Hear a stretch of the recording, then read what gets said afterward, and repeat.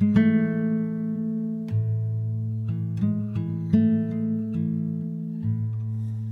name is Justin, and I'm an addict, and thanks to my God, the steps, and the fellowship of other addicts, I'm sober, one day at a time since June 19th, 2015, and for that, I am beyond grateful. Welcome to the RECO12 speaker meeting.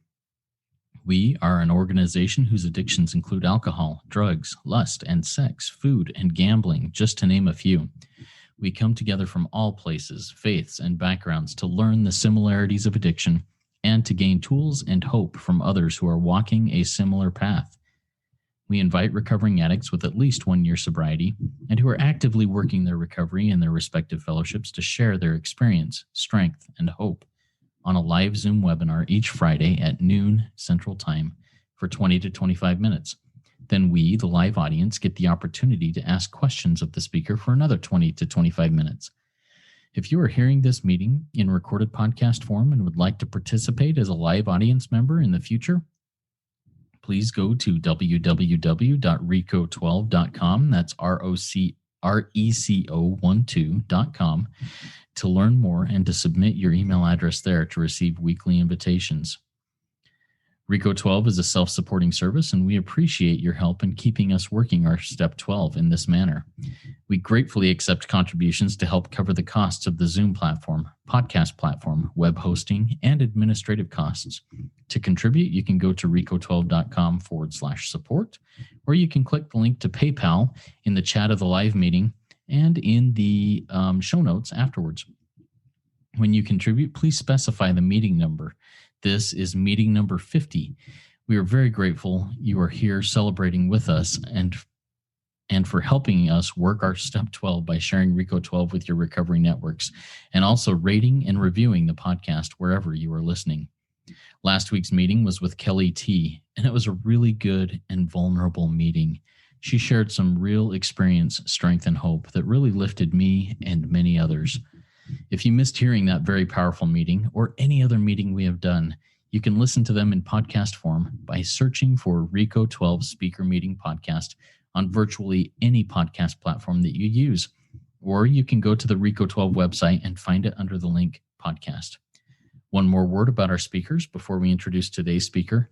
When we line up a speaker for a meeting, we ask them to seek guidance on what and how to present so that they can reflect the light that they have been given from their higher power. That light will inspire hope, meaning, worth, and growth in us, the listening audience. Now, let's introduce our guest speaker for today, Jackie C., whose topic will be dynamic recovery, changes in recovery. Jackie is from New England. She is a sex love addict and anorexic, growing in recovery one day at a time. Jackie's been in the 12-step experience since the 1990s, finding herself and her God, her higher power, in CoDA, Al-Anon, SCA, DA, BDA, and SLAA. For the past 5.5 years, SLAA has been her 12-step community. The past 8 months or so, her delving into the big book of AA as an overall compulsive problem thinker has hugely influenced her present recovery and experience. Take it away, Jackie. The floor is yours. So I had this dream where I'm speaking in front of a 12-step group of people outdoors because it's COVID in my dream, and they're on some picnic benches, all 6 feet apart. As I began to speak, I needed to pause. And when I paused, everybody disappeared. Everybody, the MC, the host, everybody, the cars were cleared. And I just sat there. I stood there and I just like, wow. I woke up and I just laughed. And it just reminded me of the performance anxiety sometimes I have, but also maybe how it's so not important. You know, who's there? It is important, but it's not important. It's not about my performance. But I still have work to do in that area. I prefer one-on-one, but when someone asks me to speak, I'll stretch because God's asking me to keep growing in my recovery. And this is one of the areas to speak for 20 minutes, 25 minutes about recovery. So it's all new. And how I go about finding what to do these days more and more is through two-way prayer and 10th step. So this morning, I asked God, I said, listen, I'm kind of nervous. And what should I speak about? And I was amazed at the answer. The answer was, since you like to have question and answers, I'm going to propose the questions to you and you're going to answer them. And so that's exactly what happened. I mean, I was so relieved. My heart began to melt. I was like, oh, I could do that. So God asked me a number of questions that we believe. My higher power asked me a number of questions that we believe that people are going to want to know, I hope. And also because of what's been happening in the pandemic, I've been listening to a lot of Big Book meetings, Q&A more than ever. So that's been also, I hope, channeled through. And also the things that my sponsees ask me, the things that I want to know from others who are on this path. So let's get to the topic, though, which I thought for me is really the core of my recovery. Dynamic change. First of all, dynamic change is redundant. Dynamic recovery. I did a little bit definition hunting on that, and I think it speaks to our fellowship. Dynamic. Listen to the definition: a constant change or activity or progress. I love the word progress. What do we always say? Progress, not perfection. That's what it means to be dynamic. A physical force or energy. Now, in our program, I align the physical force, which is my will. That's my physical force. And I align it with the spirit of the universe. That is the dynamic part. So the word dynamic to me talks about an interchange, me and my higher power, me and my fellows, me and my world. I am active. I am engaged. I am not hiding, which is my anorexia. I'm interactive. There is a relationship that is going on constantly, even when I am uncomfortable. Listen to the synonyms of dynamic: energetic, powerful, changing, influential, big part of our 12-step program. Intense, magnetic, compelling, and potent. Who doesn't want recovery like this? Who doesn't want to live a life? I know that's what led me here. A dynamic relationship is a call to change the way we live. That's what the Big Book talks about. And to work together.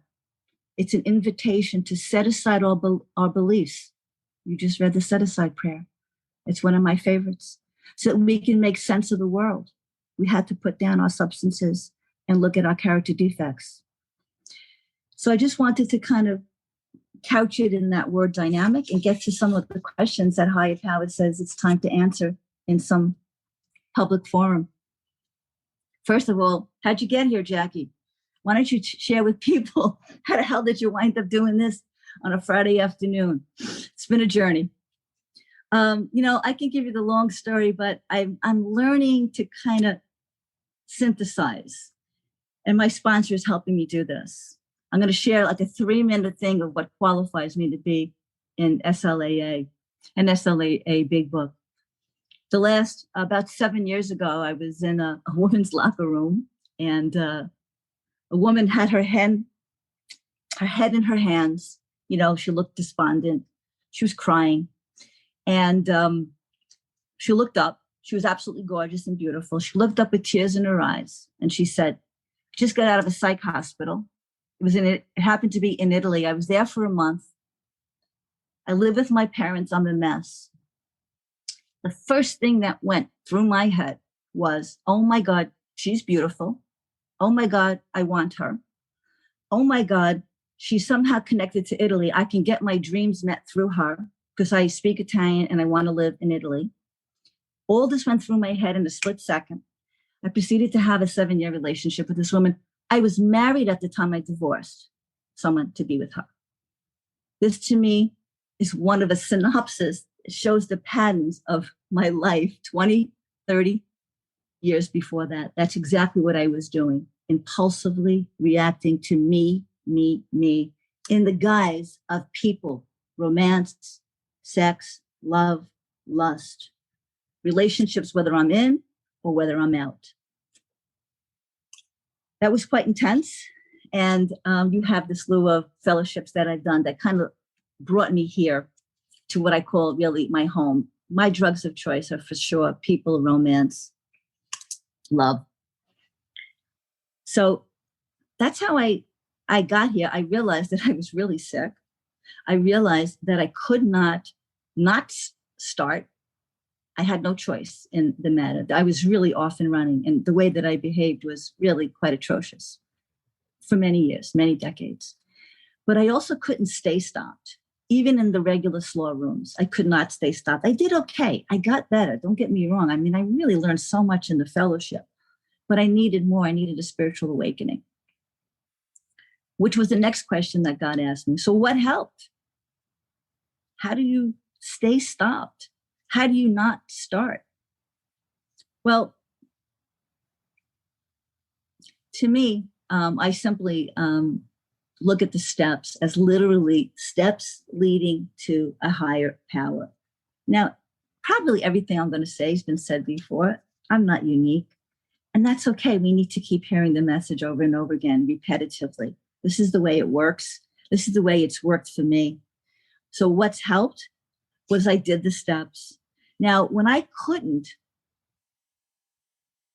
stay stopped, the fellowship held me up. The fellowship held me up to be able to do the steps. I have sponsees that are constantly struggling, and that's a hard thing for me.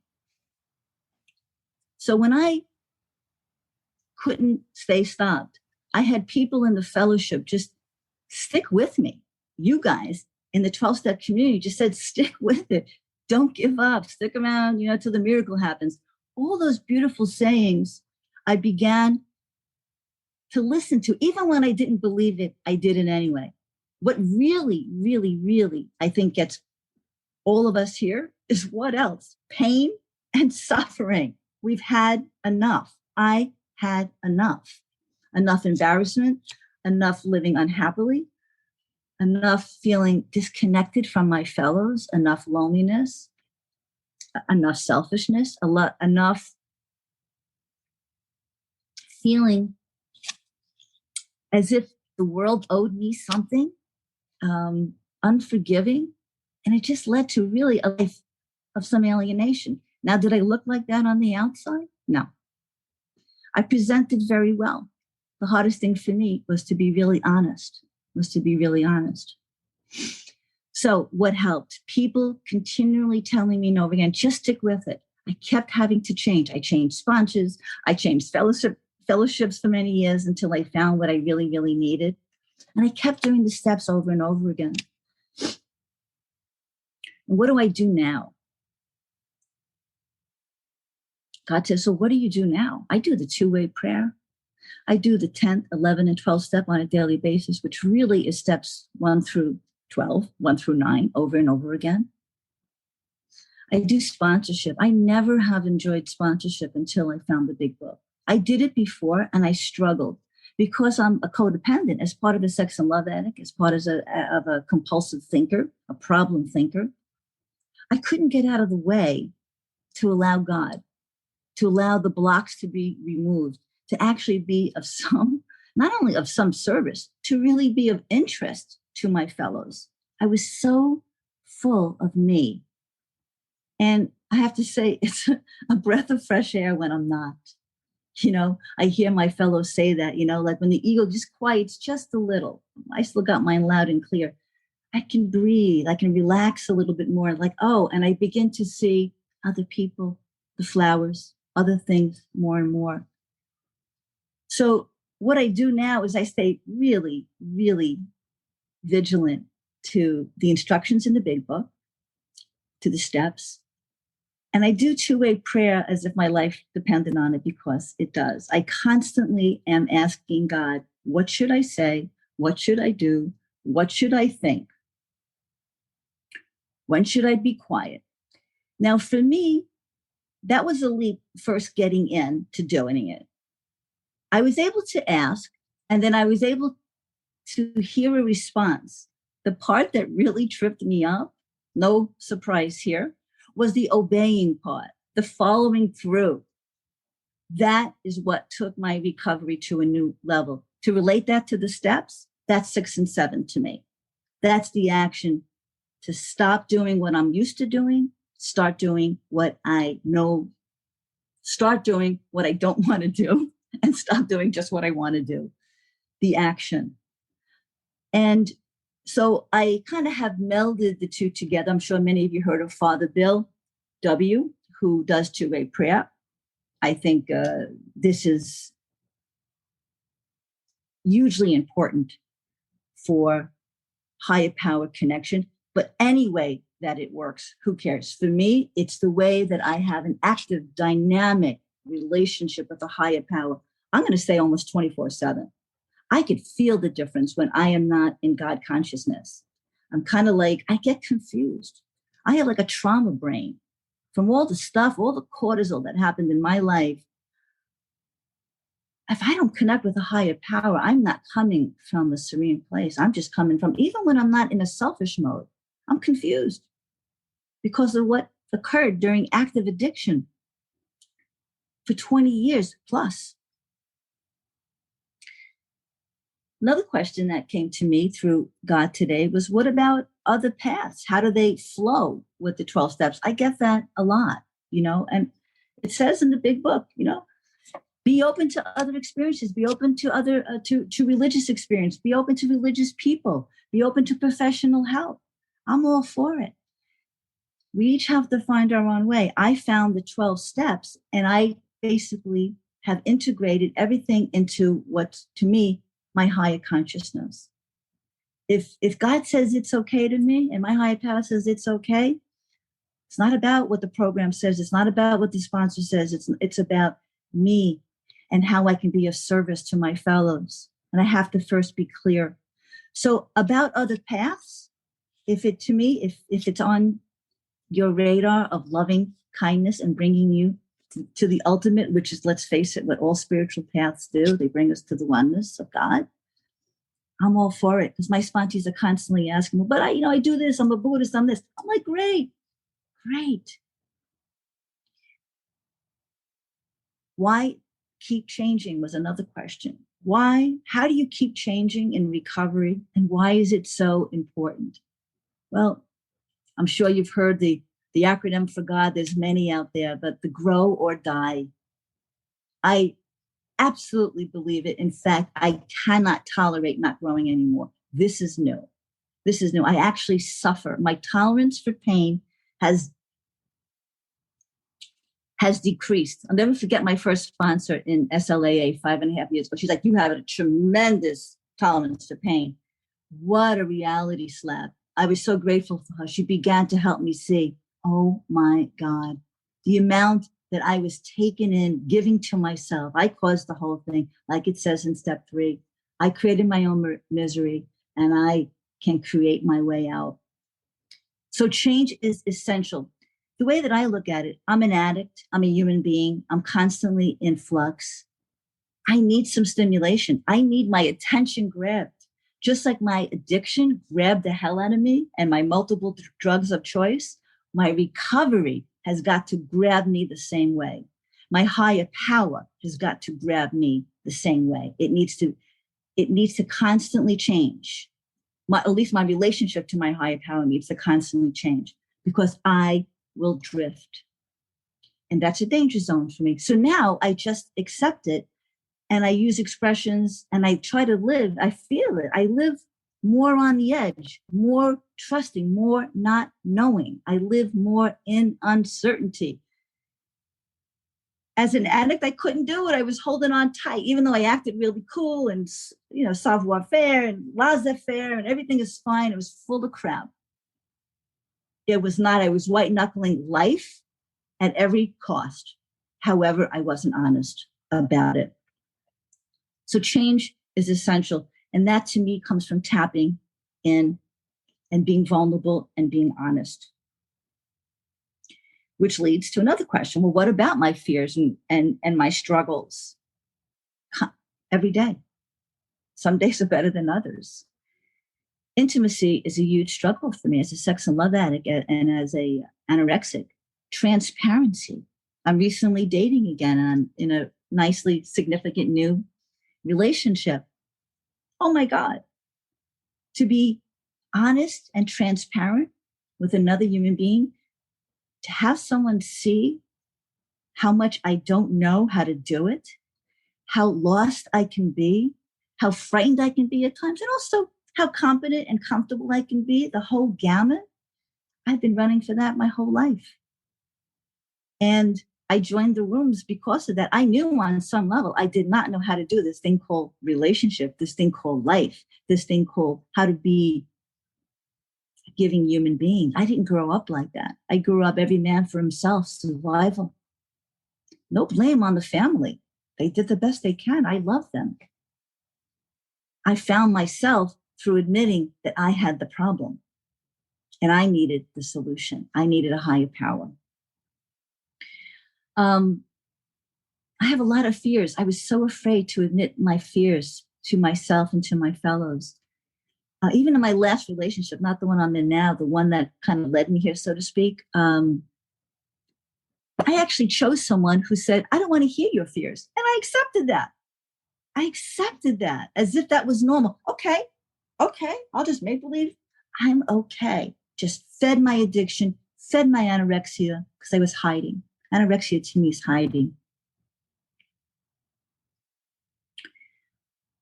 What does it mean to live, to take the 12 steps as a way of life was another question that God said, maybe you should answer that in front of a group of people. I now embrace it, first of all. I talk about it. To take the steps, as we say, not to read about the steps, not to study the steps, but to live it. I consciously now think about it every single day. Sponsoring reinforces it. I have a community of my fellows that I talk about it with. And I literally 12-step many, if not all of my problems. I literally go through each step from powerlessness, unmanageability, finding the higher power over and over and over again. My higher power has got to keep growing. Again, my perception of it, my experience of it. Step 2 is like constant. They're all constant. I keep saying in my recovery, more God, bigger God. Because as I grow, I need more God. This addict, the other day when I was thinking I was preparing for this, I said, you know how we talk about the God hole, this emptiness within us? I don't know if this is going to make sense, but my God hole has a drain in the bottom. In other words, God keeps going down. It's not God. I let God drain out. That's why I have to keep filling up with more God and more God and more God. This works for me because it shows the active, dynamic necessity of keep filling, because it drains. God doesn't do it. I do it. That to me was a new insight. I'm really cool with it. I'll probably do some drawing and some fun things around it. 5 minutes, awesome. Where do I still struggle? To tell the truth at all times, to be vulnerable. I'm getting a hell of a lot better. And to let go of the outcome. Let go of the outcome. That's the only way that I can do something like this today, because this is not my natural thing, is to show up and truly, truly let go of the outcome. That's all I have to do. That's all I have to do. I often get asked, how do you know it's God's will? I talk about two-way prayer a lot. And, they give you the answers right in the How to Listen to God book. Is it pure? Meaning, is it right or wrong? Is it doing good or is it doing harm? Is it honest? Is it unselfish? In other words, do I want anything in return or not? And is it loving? And it has to be all four. I use that for even simple things in my life. Just simple, because I need guidelines. And I accept that today. I surrender more and more and more. What is it, how about living as a quote unquote a servant of the God of love? I never could use words like servant, succumb, surrender. That scared the hell out of me. Now it brings me peace. I rest. I use the initials IDK, I don't know, equals God, equals rest. I literally write I don't know constantly to engage my God consciousness. Because when Jackie thinks she knows, it can be very troublesome. And so it's a constant surrender and an openness and a letting go and living on the edge of not knowing and trusting that. The final thought, as I'll wrap up, this was a kind of a funny one. God said, ask yourself, did you do your best from your heart? Did you surrender and let go of the outcome? And the answer today for this talk is yes. I did my best. I surrendered the outcome. I have a desire to serve and to help and to connect with you all. And I'm going to leave it at that. Thank you so much. Awesome. Thank you so much, Jackie. I loved so many points that you made in that talk. And I'm also a firm believer, practicer of two-way prayer. And I love that you brought up Father Bill W., who has been a guest speaker with us in a previous meeting.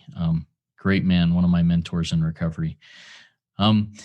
Before we move on to the Q&A section, and a reminder to our live audience, if you have questions for Jackie, please type them in the Q&A link at the bottom of your Zoom window. Looks like two speech bubbles on top of each other. We'll get to those as they come in. But Jackie, if you could take 60 seconds or so and share a little bit about your current recovery fellowship and how it helps you in your daily life. Absolutely. I mentioned SLAA Big Book. It comes out of originally from Toronto. And basically, it just kickstarted my recovery because we replace drinking out of the AA Big Book with thinking, compulsive thinking, problematic thinking, sex and love addiction, codependency, whatever you prefer. But the core of the addiction is the thinking, how I think about myself, others, and God. And that fellowship has grown. It started with one meeting on a Wednesday evening. It's now, I believe, every single night of the week, every single day you can catch an SLAA or codependent, or even now some kind of Al-Anon, if you will, substitution through the Big Book. This fellowship has been tremendous. And how I use it is I attend my meetings. I sponsor through the Big Book sponsorship, which I think your first speaker, Cameron, does on the fourth Sunday of every month or the last Sunday of every month. I sponsor through the Big Book sponsorship, which is also out of Toronto. And it's just taken my recovery really to God consciousness. That's the core. I hope that answers your question. Absolutely. Thank you, Jackie. Really appreciate that. And yeah, like you said, Cameron's also been a guest speaker here, and he's had a great influence in my own recovery and my own God consciousness, my own awakening to my higher power. All right. It's now time for our guest speaker to answer your questions and any questions that I've written down here. A reminder, type it in the Q&A link. We'll get to them as many as we can in the next 20 or so minutes. All right. So first of all, you shared a lot about two-way prayer, Jackie, and I love it. What does that process look like to you? How do you get into two-way prayer? What do you do during two-way prayer? And then how do you act on that? Love it. Love it. I do it every morning. I literally center myself through some quietness, no more than 5-10 minutes of quietness. It depends. And I literally ask questions that are on my heart it could be from the benign to the most profound. And I let it flow. I let all the stuff come out. And in it, there's often some nuggets of a question or two that I know I need an answer from. And lately it's gotten so concise. The question comes right clear. Like today, what should I talk about? What should I talk about? Boom. God gave me 10 questions. Boom. I was off and enjoyed my morning. Fabulous. So this is where it gets really interesting. So then I channel that, I listen, I open, I scan it through the PHUL. Is it pure, honest, unselfish, and loving? But let me tell you where it goes further for me and really has taken my recovery. I look at that. I not only do that 4-part, I then read it throughout the day. I keep myself accountable. And when the days that I do that, and I go back and say, God, you told me to do this. Am I listening?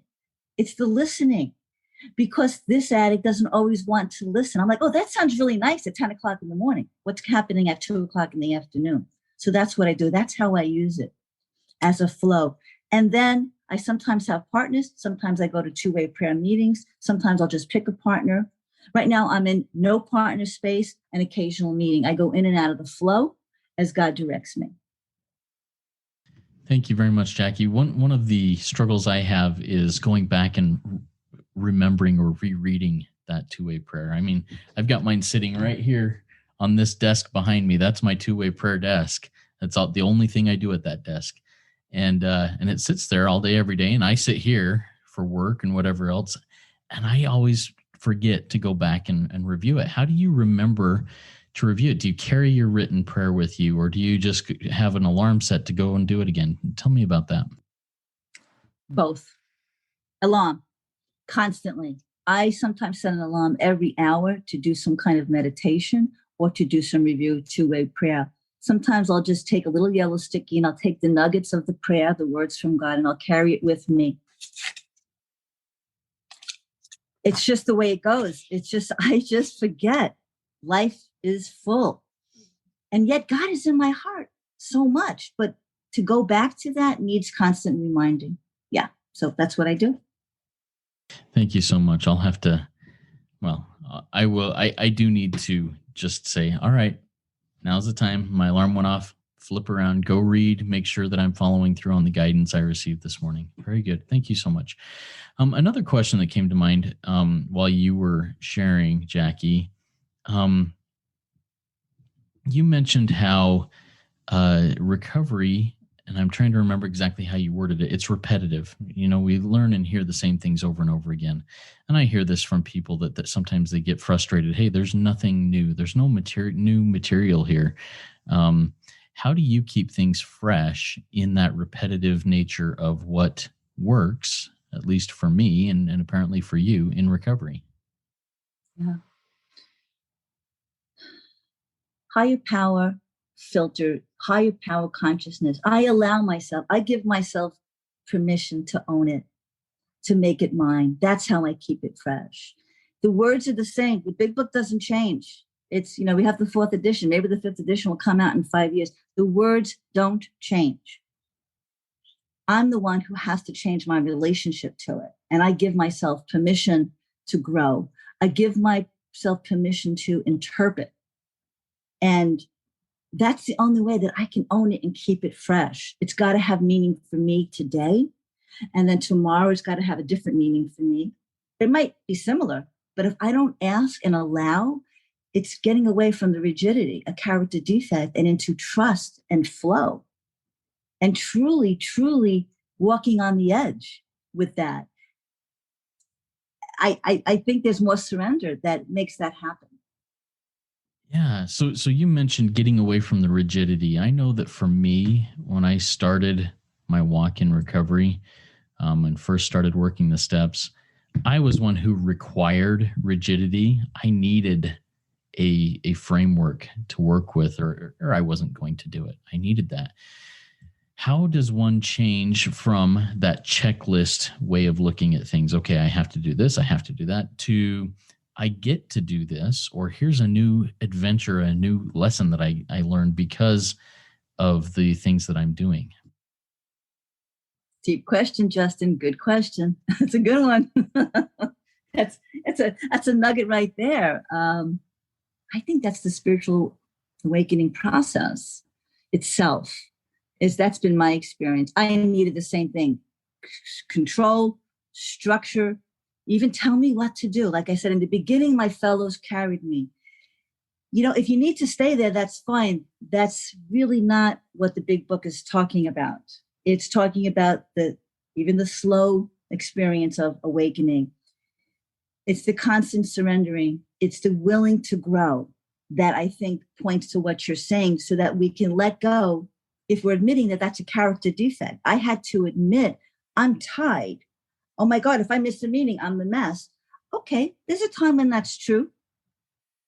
But if it is, if I'm not checking it out with my higher power, is this really how my higher power wants me to live today? In that way, that's how I often find, no, keep growing, grow or die, stretch. Yeah, I also see that as a bit of the spiritual awakening, or the rocketing into the fourth dimension, I think is how it's worded, a whole new plane of understanding. Do you see, and this is going to be kind of it's a question I ask my sponsees a few times as they're coming through the steps, to define the terms abstinence, sobriety, recovery, and healing. Do you see a big difference in those terms? And if so, what do they mean to you today? Wow. They would take some reflecting on each, because I'm a words girl and they're important to me. And I think each one has merit off the top of my head. I find myself not using the word abstinent in my recovery this day. What was the second word? Sobriety? Sobriety is the second one, yes. I say sober, but I say sober like my thinking is clear. I use the word sobriety as like I said, I'm a compulsive problematic thinker. So is my thinking sober, meaning clear? And the next two words? Recovery and healing. Recovery. I use the word recovery. I use the word recovered. Because the Big Book talks about we recover one day at a time based upon our spiritual fitness. I do keep the word recovery pertaining to compulsive addictions and problems. And most people in our culture kind of look at it like that, though it actually applies to anything, any recovering process. It's kind of regaining something that was lost, right? Reborn. This is nothing new. The 12 steps are an unlearning and a unblocking to a higher consciousness. So it's recovering the original state, to me, a reborn, that I look at that word. And a healing, that is healing in and of itself. To be recovered is a healing experience. I use the words like that. Or that's how I might use the word healing, but in context, I might change it up. I hope that helps. Yeah, thank you for that. I appreciate your perspective on that. Were there any questions that your higher power gave you this morning in two-way prayer that you were not able to get to? Because if there were, I think those are more important than any other question. Let's see. That's a great question. I love it. Giving ode to, one was describe higher power, because I get that oftentimes from sponsees. A lot of us, especially when we're new, we're like, the higher power, what are you talking about? The G word. And so hopefully if there's a newcomer, and I'm sure, and I'm hoping that there is, my higher power, it's all mine. That's first that comes to my mind. It's personal and unique, and yet I get to share it. Because to give is to receive, one of the spiritual laws that I now practice and see. Is that true? Is that true? God says, keep sharing me and see what happens. Keep sharing me. And so I basically use beautiful descriptors as an energetic experience of my higher power. Kindness. What is it like to embody kindness? That's my higher power. Truth. Tell the truth. What is it like to tell the truth? What is it like to be honest, giving, generous, tolerant, forgiving? This is the energy. I use the words, the experience of an energy of these words that we all know what they point to. And let's face it, this is a mystery. We can't really see the energy, but I find the more that I'm kind of getting awoke here, getting awakened, I actually feel it's palpable, the energy of this spirit. I know what it's like to be kind. I get excited when I'm kind, when I see a kind act. To be loving, to be accepting, to be non-judgmental. This is my higher power. My higher power has these attributes and touches my humanity. And I get to experience this higher consciousness through this connection. So that was one of the questions. Awesome. Thank you, Jackie. Do you have any final words of wisdom before we start the wrap up here?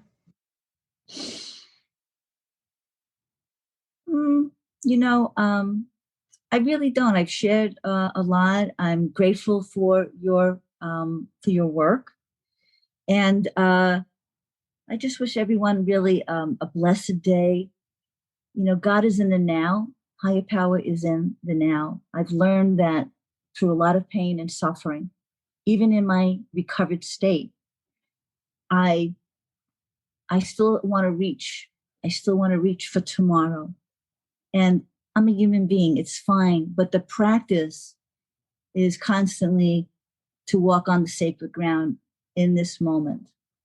I find that it's the only place that I can find my higher power. And it's not just words. It has to be experienced and felt. I'm going to leave it on that. Thank you so much, Jackie. I really appreciate your time, your experience, your strength, and your hope, and your witness about how you have been delivered one day at a time by your higher power from really the chains of addiction. A beautiful story. Thank you. That was a great RECO12 weekly speaker meeting for all addicts and those wanting to learn more about addiction and the recovery therefrom. If we didn't get to your question, or if you have other questions, please go to RECO12.com/forum and join in our community there and ask those questions and answer others' questions that will come up. I invite the audience to come back next week. If you have not yet gone to RECO12.com and submitted your email address, now remember you only need to do that once, please get in on the invitation list so that you can join us live each Friday at noon Central Time.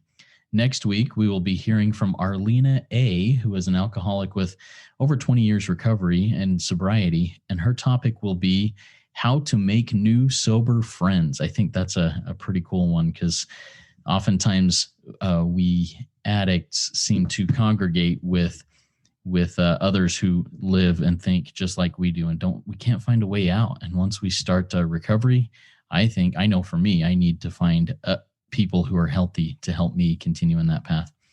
All right, now let's launch off into the rest of our day with the set-aside prayer that Jackie suggested, and she asked that I would be the voice in this. And so here we go. Higher power, God of our understanding, thank you for this new experience. And may I remain open to the newness of you as you are. May I continue to set aside everything I think I know and learn so that I may remain open as the vessel you intended me to be.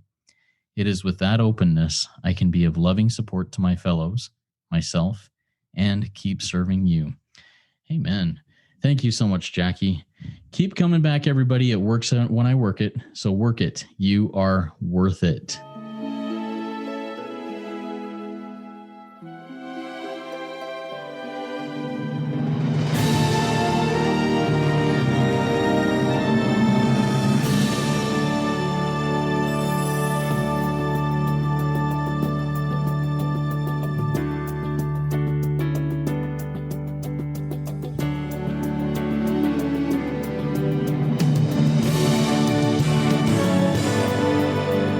Standing still a moment, carving out this time, reflecting on the landscape of this life of mine. Peaks too high to conquer, streams too wide to cross, troughs too deep to walk through without incurring loss.